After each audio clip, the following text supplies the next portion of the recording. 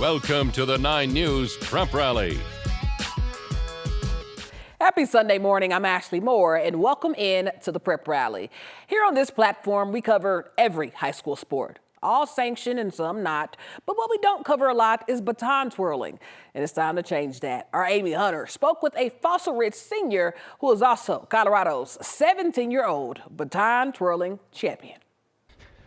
Clearly that trick doesn't like me today. Sports come in all different forms. Build off of each other. For Byron Anderson, the best one involves throwing and catching some sticks, with a whole lot of skill involved. Baton is a sport kind of similar to gymnastics in some ways, where it involves a stick that you're throwing 30, 40 feet in the air, and then you do different elements under it. It's a pastime Byron's mom, Heather, wasn't aware existed. I don't think I'd ever even heard of baton twirling. His sister stumbled upon it when looking for a sport. None of them kind of stuck, so we tried the baton twirling and she loved it. Her involvement introduced Byron to baton twirling at age 6. And so I kind of just picked it up and started messing around, trying some tricks, and I ended up really liking it.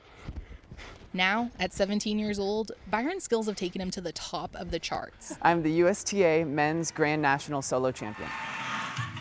He won the title this past month at the United States Twirling Association's competition in Florida. It was an awesome experience. It's a title his family is proud to see him hold. It's been incredible. He has an incredible work ethic and just the desire to really push himself and really be the best that he can be. He knows baton twirling, like any other sport, takes tons of practice. That one took a long time and a lot of bruises. He hopes all that work will lead to his next title as he competes at the World Championships in Italy. Yes. Win or lose, baton twirling is a sport Byron loves being part of. You drop always way more than you catch. Just pick it back up and keep going. Pick it back up and keep going. I like that. Well, the Colorado Open wrapped up last Sunday, and a hometown hero delivered something special.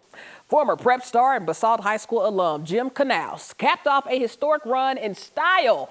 On the 4th playoff hole from 69 yards out, he holed out for an eagle to win the Colorado Open. And get this, his final round of 62 is the lowest ever by a champion there in tournament history. Now, we caught up with Knaus to ask him how his time at Basalt helped shape his game and to hear his favorite high school memory.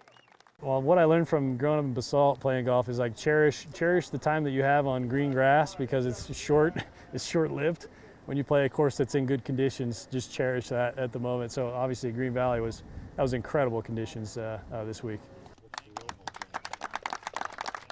Basalt High School best memory? Oh gosh, I don't know. I finished like tied 17th at state one year, and that was I was pretty proud of that, back in the day. But I kind of got better at golf after I graduated high school. So.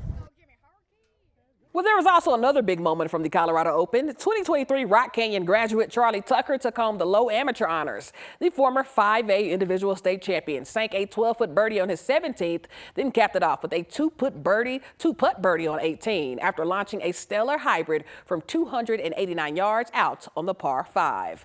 But before we go, on Tuesday, Charlie Offerdahl, the former Dakota Ridge High School star and walk-on turned Buff football scholarship recipient, shared with his teammates that he's medically retiring from the game due to his many concussions. But before he finished, his coach, Deion Sanders, made sure to make him a promise. Yes, but we're going to continue your scholarship, right? Right? Yes, sir. Make sure that happens. Continue your scholarship. Pay for everything for him because I love him. He deserves it.